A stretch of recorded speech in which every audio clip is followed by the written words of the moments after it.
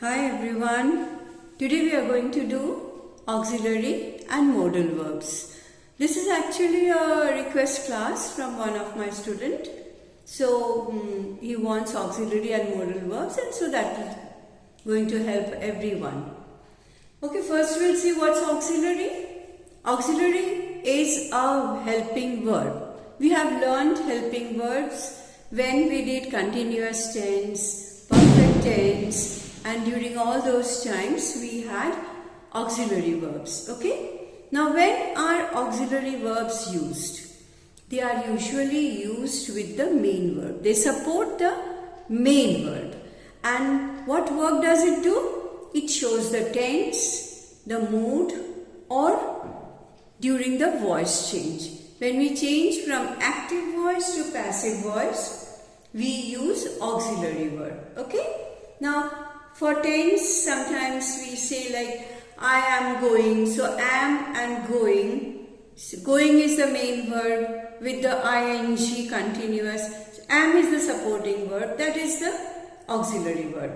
Mood you haven't learnt. So I'm not dealing with mood. Now let's take voice. For voice change, we always use a helping verb. Suppose if the active sentence is mother bakes cake, then we make it cakes are baked. So are becomes the auxiliary word. Okay. So helping word is the auxiliary word. Now there are usually three types of auxiliary verb. Most popular and mainly these three types of auxiliary verbs are used. Be verb. You know, am, is, are is the be verb, and was, were are also be verbs. Am, is, are is used for present tense. Was, were is used for past tense. Okay. Then we have do verb. Do and does for present and did for past. Then we have verb. In have we have has, have and had for past tense. Has and have for present tense and had for past tense. Similarly, when we go for modals, modals are also auxiliary verbs. Only they are specially used in particular cases. They have some fitting cases where they can be used. You can't use it just anywhere. Okay. So special auxiliary verbs are like, see example, can, could, may, might, will, would, shall, should. These are the special auxiliary verbs which we call them modal. Now in these cases, the forms of the main verbs do not change. First of all, it remains present tense. After these modals, there is always present tense used. And if present tense is used, then there is no question of using ing or ed to make it past. Can, it's can, may, will, shall, they represent the present form. And could, might, would, should, they represent the past verb of the auxiliary, that is the modals. Okay. Now modals have four ways of presenting. It shows four types of work. The first one is ability. Ability means you have the capability of doing something. He can dance. That shows that he has the capability of dancing. Okay. This is ability. Can is used for ability. Then we have permission. May I come in? We don't say can I come in. When we take permission, we use may. May I come in? So may is used to take permission. Then we have possibility. Possibility means chance. It may, it may not. So possibility is it might rain today. So there is a chance of raining today, but we are not sure. So naturally, it's just possibility that we are mentioning. So here in this case, it comes might. Necessity is you have to do it, it's compulsion. So you must do it. Must comes during necessity. So in these cases, ability, permission, possibility and necessity, these are the 4 types of uses for modals. There is a big chart which I will probably add to your video so that you can find them comfortably to use and you know how to use them and what to use them. So in that cases you can easily do it.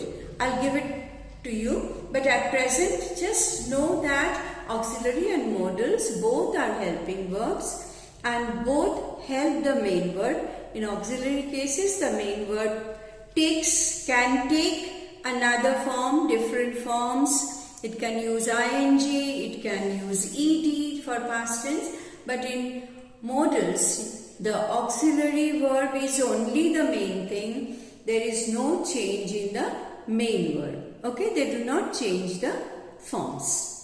এবার একটু বাংলায় বলে দিই, auxiliary আর model মোটামুটি একই কাজ করে, দুটোই কিন্তু হেল্পিং ভার্ব।